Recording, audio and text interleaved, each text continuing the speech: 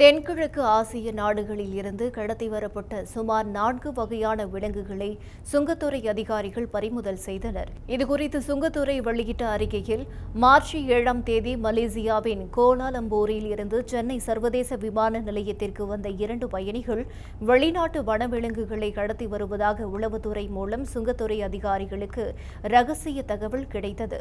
அவர்களின் உடைமைகளை சோதனை செய்ததில் 8 விலங்குகள் இருந்தன. இதில் 2 விலங்குகள் இறந்த நிலையிலும் 6 விலங்குகள் உயிருடனும் இருந்தன.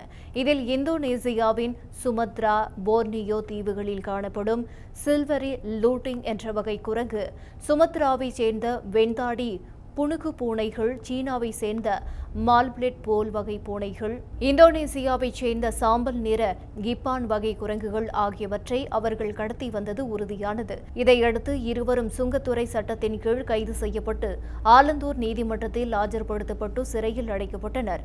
பின்னர் WCCB எனப்படும் வனவிலங்கு குற்றத்தடுப்பு கட்டுப்பாட்டு வாரியத்தின் அறிவுரையின்படி அனைத்து விலங்குகளுக்கும் உணவு மற்றும் குடிநீர் வழங்கப்பட்டது.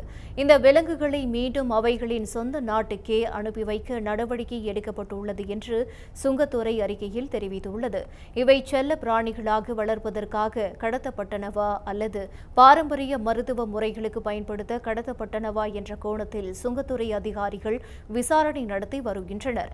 வான்வழியாக வனவிலங்குகளை கடத்தும் முதல் 10 நாடுகளின் பட்டியலில் இந்தியா இடம்பெற்றுள்ள நிலையில், சென்னையில் மேலும் சில வனவிலங்குகள் பறிமுதல் செய்யப்பட்டது அதிர்ச்சியை ஏற்படுத்தியுள்ளது.